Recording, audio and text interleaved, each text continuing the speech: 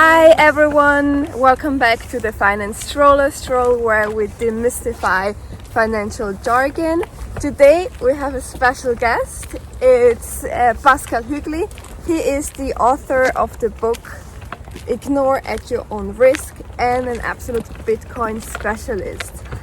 So Pascal, why ignore at your own risk? Why is it risky to ignore the topic Bitcoin? Yeah, great, Carolina. Thank you very much for being here, or that I can be here. It's great.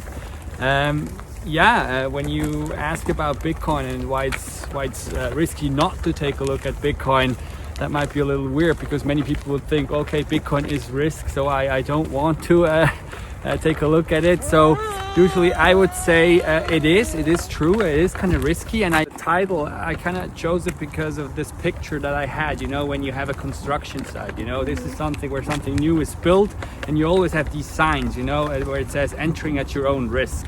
So I was kind of like thinking, okay, as a child, I usually wanted to go to these places because it was interesting, it was kind of like secret stuff that you didn't know, kind of something forbidden, but that makes it, that makes it interesting.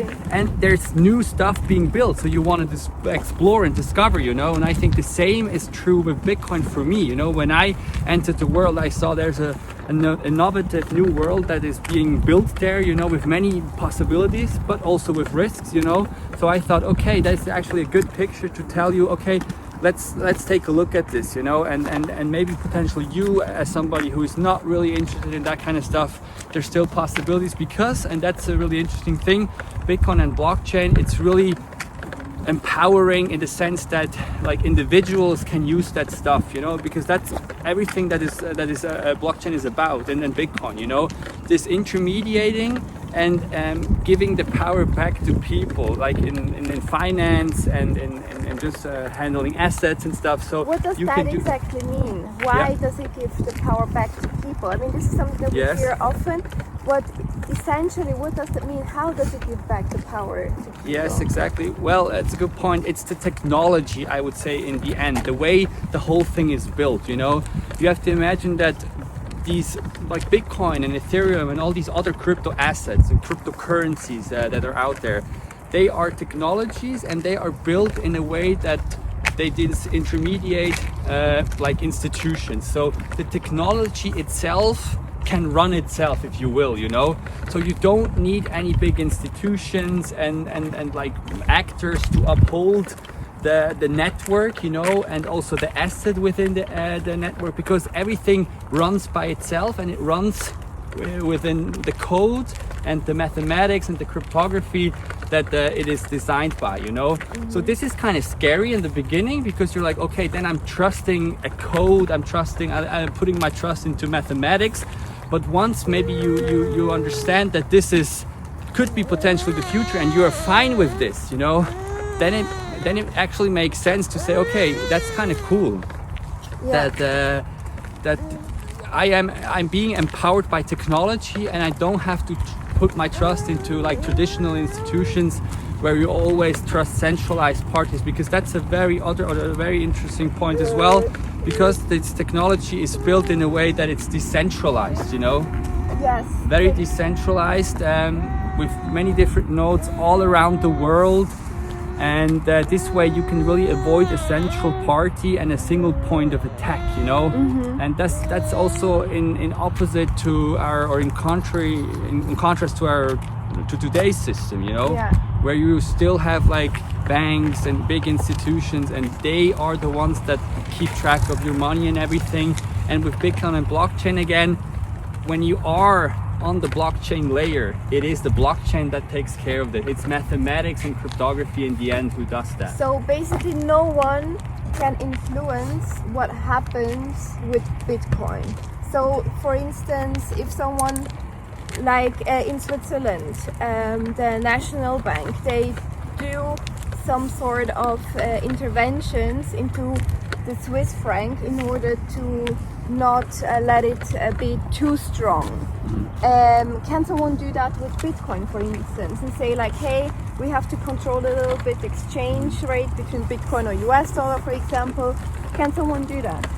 Not really. Not in the sense that it can be done as you just described with the Swiss franc, for example, because Bitcoin is described as a trust minimized system, you know.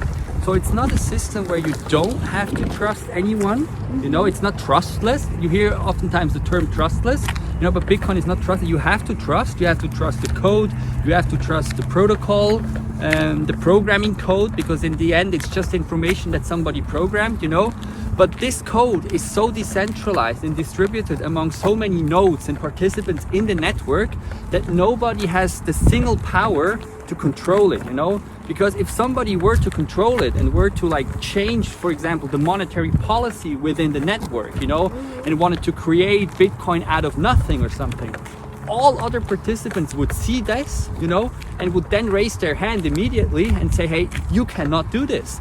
And then you can exclude the bad actors, you know. So you have a system that is very well structured in incentives, that everyone within the system can control each other. You have checks and balances, and this makes it so resilient and strong in the end, you know. So that's very interesting, that all these parameters and rules that are created in the system, they are kept by the code and by the people themselves. So usually people refer to Bitcoin as money for the people, by the people, of the people, you know, citing Abraham Lincoln and stuff, because that actually makes sense. It's a community money that belongs to the internet, to everyone, and it's a system with rules but without rulers. That's you could describe it like this.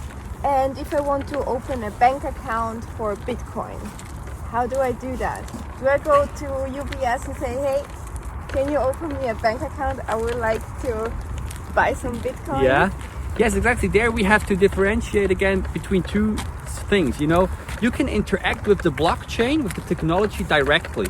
So you can sort of create a bank account on the blockchain, which is then like a digital wallet that you can carry in your cell phone, and this gets kind of complicated, but you have to write down words, and to secure it, you can self-sovereignly own the thing that you have for yourself by like directly interacting with the blockchain, you know. So this is the possibility that blockchain allows, that you can self-custody your assets, you know.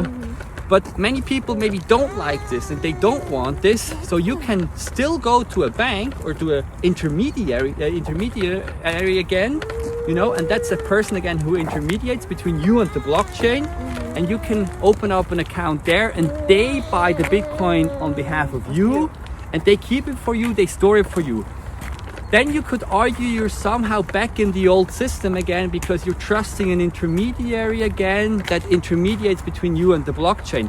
But I mean, basically that's no problem for me, because I would argue the people who want this can do this, you know. And the other people who don't want this, who want to say, I want to take matters into my own hand and I want to control, they have the choice to do this. And that's very interesting, because with today's system, you can't really do this. You know, you don't can't have a choice. Yeah, you can't go to your bank and ask, I bought a stock of Apple or Roche or whatever company, you know, can I have them and store them under my mattress or something, you know? They won't give it to you, you know? All you can do, you can withdraw some money, some cash, and keep it in your whatever. That's the only way to take it out safe. of the system, Exactly. basically. Exactly. And with Bitcoin, it's by design that you can really take custody of your own assets, but you don't have to. And that's the beautiful thing about it. What I Having think. the choice. Yes, exactly. Yes, I agree. That's